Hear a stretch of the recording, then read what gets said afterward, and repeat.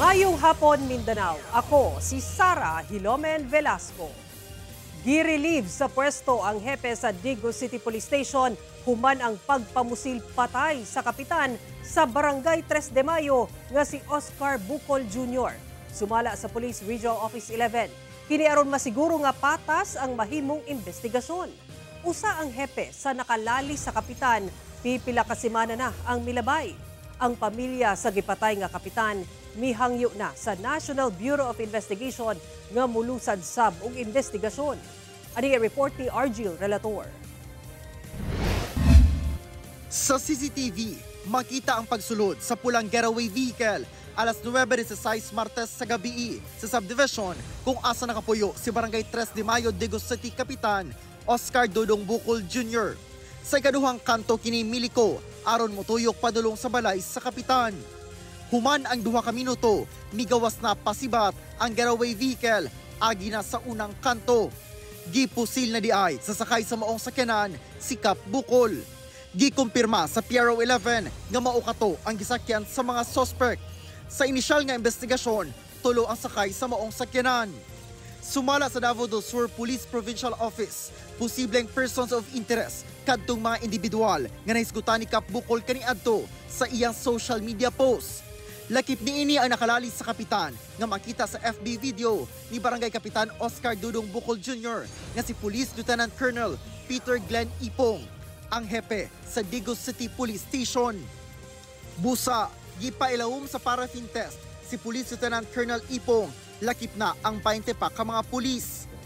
Pati yung lahat ng intel operatives at saka yung security escort niya, pati yung driver niya. So all in all, 21 sila lahat na nag-undergo ng paraffin test. Gitanggal na sa pwesto si Lieutenant Colonel Ipong aron dili maka-impluwensya sa ginalusad nga investigasyon. Upon hearing that report, immediately I ordered the relief, for the administrative relief of the Chief of Police.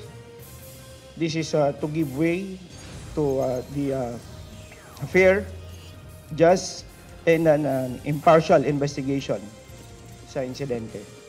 So I have already reassigned him to the regional PIHAW. Mahimong parte matud pa sa mga ebidensya ang tanang makita sa social media na dunay kalambigitan sa pangalan sa kapitan. Luyo sa pagmugna na og Special Investigation Task Group o SITG sa kapulisan, ang nahibiling pamilya ni kapitan pinaagi sa ilang abogado. Mipadala na og sulat sa National Bureau of Investigation aron ihangyo ang maglusad og parallel investigation. Hinoon, gipaabot sa nahibiling pamilya nga magkooperar sila sa parehong NBI ug PNP. This is based on the request of the wife, no? And the yung mga kapatid po, no? Pwede rin siguro na interagency investigation, but we would like the NBI to take the lead in the investigation of the crime. Gihaya na si Kapitan Bucol sa panimalay sa iyang ginikanan sa samang barangay. Dili jud mi muundang hangtod dili makuha ang hustisya para kang Kapitan Bucol. Kauban si Melchor Awing sa kamera. Ako si Argil Relator. 1 Mindanao.